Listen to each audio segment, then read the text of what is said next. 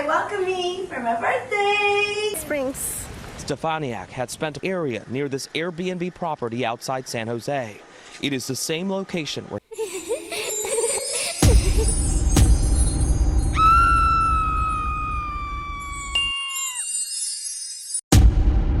Pada 27 November 2018 malam, terjadi hujan badai di daerah Escazú di Costa Rica. Di saat yang sama, kondisi di sebuah villa bernama Villa Buena Vista cukup menakutkan bagi seorang turis yang saat itu sedang sendirian di kamarnya. Saat itu, lampu juga sempat padam, dan untuk mengurangi rasa takutnya, dia mencoba tetap berkomunikasi dengan keluarga dan teman-temannya. Sayangnya, komunikasi yang mereka lakukan saat itu menjadi komunikasi terakhir mereka.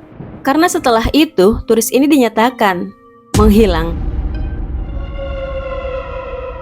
Well, inilah kasus Carla Stefaniak yang terjadi tepat sehari sebelum hari ulang tahunnya. Let's start the case. Carla Stefaniak adalah seorang wanita berusia 36 tahun saat itu.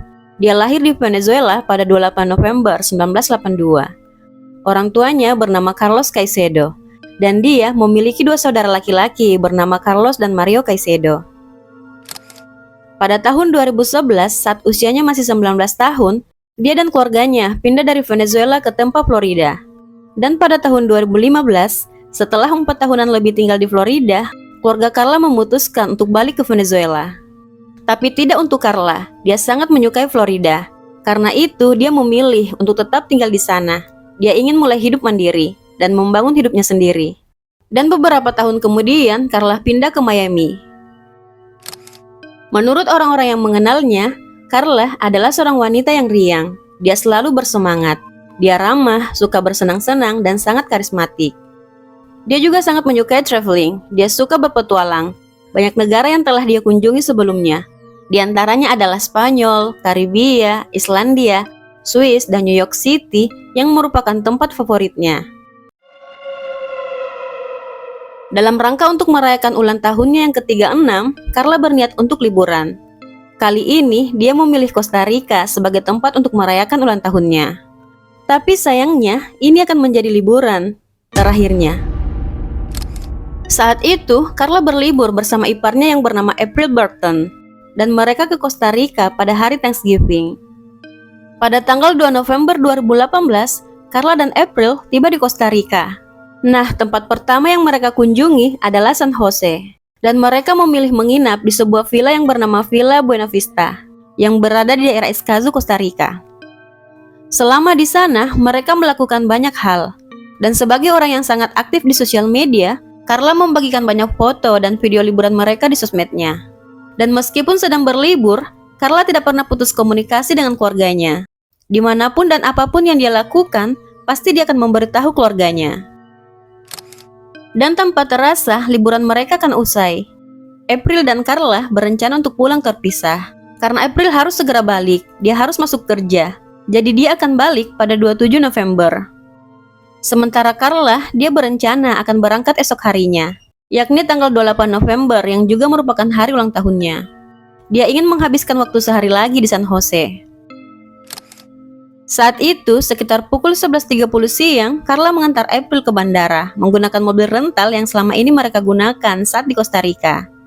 Setelah mengantar April, Carla mengembalikan mobil rentalnya. Kemudian, dia menyewa jasa seorang supir taksi untuk menjadi pemandu turnya karena dia ingin jalan-jalan di sekitaran pusat kota San Jose. Pada pukul 5 sore, turnya selesai dan sang supir taksi mengantar Carla balik ke villanya. Saat itu, Carla mengatakan pada supir taksi kalau dia ingin dijemput besok pagi sekitar jam 8.30 untuk shopping sebelum dia balik ke Florida. Pada pukul 7 malam, cuaca di daerah Escazú memburuk. Badai besar terjadi, hujan sangat deras dan lampu juga mati. Carla cukup takut saat itu, apalagi dia hanya seorang diri karena April telah pulang. Tapi mengingat kalau di villa tersebut tinggal seorang penjaga keamanan, jadi dia tidak terlalu merasa khawatir.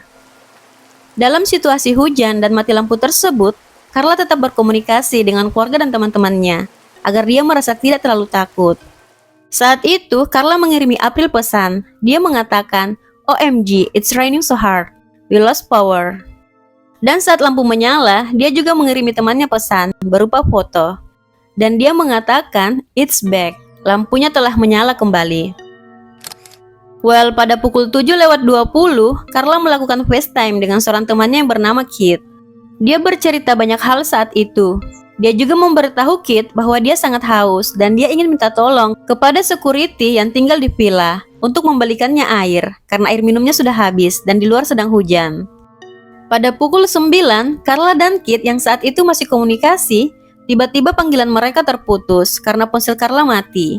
Dan itu menjadi komunikasi terakhir Carla dengan keluarga dan teman-temannya. 28 November 2018 adalah hari ulang tahun Carla. Banyak ucapan selamat ulang tahun dari keluarga dan teman-temannya di sosmednya. Mereka juga mengirim pesan di handphonenya.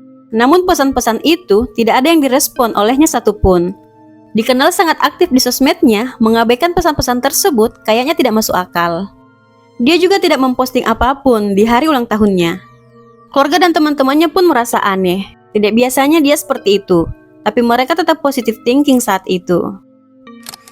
Pada pukul 5:30 sore, pesawat yang harusnya ditumpangi Carla untuk pulang telah mendarat. Namun Carla tidak muncul-muncul juga. Teman-temannya mengirim pesan lagi padanya, menanyakan dia sedang di mana, gimana penerbangannya. Tapi tetap Carla tidak merespon. Hingga akhirnya teman-temannya dapat info kalau Carla tidak pernah naik ke pesawat tersebut. Mulai merasa khawatir dan merasa telah terjadi sesuatu yang tidak beres, teman-temannya menghubungi keluarga Carla untuk menyampaikan kekhawatiran mereka. Keluarganya yang juga tidak bisa menghubunginya, akhirnya menghubungi pihak berwajib di Costa Rica untuk melaporkan bahwa Carla menghilang. Polisi menuju ke villa yang disewa Carla selama liburan di Costa Rica. Namun saat melihat-lihat dan mengecek di sana, mereka tidak menemukan apapun. Carla tidak ada, barang-barangnya juga tidak ada. Pokoknya tidak ditemukan apapun tentang dia.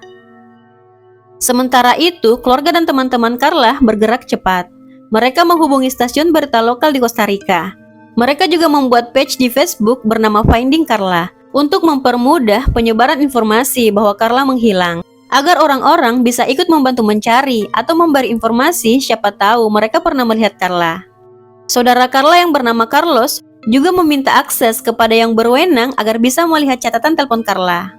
Dia ingin tahu siapa yang terakhir berbicara dengan Carla sebelum hilang. Dan terlihat satu nomor, dan itu merupakan nomor supir taksi. Ketika dihubungi, supir taksi tersebut mengatakan dia yang mengantar Carla balik ke villa pada sore hari tanggal 27 November. Dan pada 28 November, dia kembali ke villa di pagi hari. Namun Carla tidak kunjung keluar dari villa. Dan sang supir taksi akhirnya pergi dari tempat tersebut. Nah, selain itu, ternyata adik laki-laki Carla mendapat telepon dari pemilik villa yang disewa Carla. Dia mengatakan bahwa menurut security villanya, Carla telah meninggalkan villa di pagi hari, sekitar pukul 5 pagi dengan membawa semua barang-barangnya. Dia terlihat menggunakan taksi saat itu untuk mengantarnya ke bandara. Namun menurut keluarga Carla, itu aneh. Karena yang mereka tahu, penerbangan Carla itu jadwalnya pukul 1:30 siang. Dan tidak masuk akal kalau Carla ke bandara sepagi itu. Merasa khawatir dengan Carla, saudara laki-lakinya menuju ke Costa Rica dengan temannya.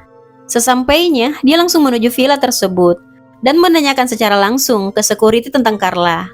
Security itu mengatakan hal yang sama. Carla telah pergi di pagi hari dengan menggunakan taksi. Namun tidak ada bukti CCTV tentang itu karena villa tersebut tidak memiliki CCTV. Selain itu, mereka juga diizinkan untuk mengecek villa, namun tidak menemukan apapun tentang Carla. Pencarian terus dilakukan, dan FBI juga ikut serta dalam pencarian tersebut. Interogasi dari supir taksi dan security juga sudah dilakukan, dan ada saat di mana rekaman telepon Carla diperiksa. Dan polisi menemukan fakta bahwa data lokasi HP tersebut menunjukkan bahwa HP Carla tidak pernah keluar dari villa. Dan tidak mungkin juga Carla pergi tanpa membawa HP-nya. Benda itu tidak pernah jauh darinya. Dan fakta itu bertentangan dengan kesaksian security villa. Akhirnya timbul kecurigaan polisi pada security. Apalagi setelah pengecekan CCTV dekat bandara, di sekitar area villa, dan membandingkan dengan pernyataan saksi lain, pernyataan si security ini tidak sesuai dengan yang terjadi.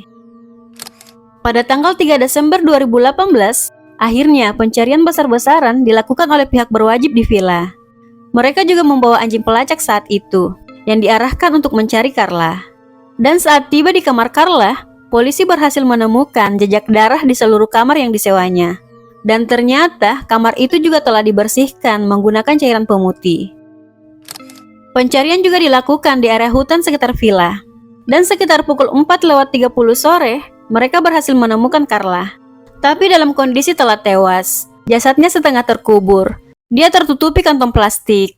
Terlihat ada banyak luka di tubuhnya. Dan pakaiannya setengah tanpa busana. Di sekitar villa juga ditemukan koper, HP, laptop, dan paspor Carla. Nah, keluarga Carla segera diberitahu tentang keadaan putri mereka. Mendengar hal tersebut, mereka syok dan terpukul. Keluarga dan teman-temannya merasa sangat kehilangan Carla. Pada hari itu juga, security villa yang bernama Bismarck Espinoza Martinez langsung ditahan oleh pihak berwajib. Karena pernyataan yang dia berikan tidak sesuai dengan rekaman CCTV dan pernyataan saksi lain. Dan dia juga dicurigai melakukan penghilangan nyawa terhadap Carla.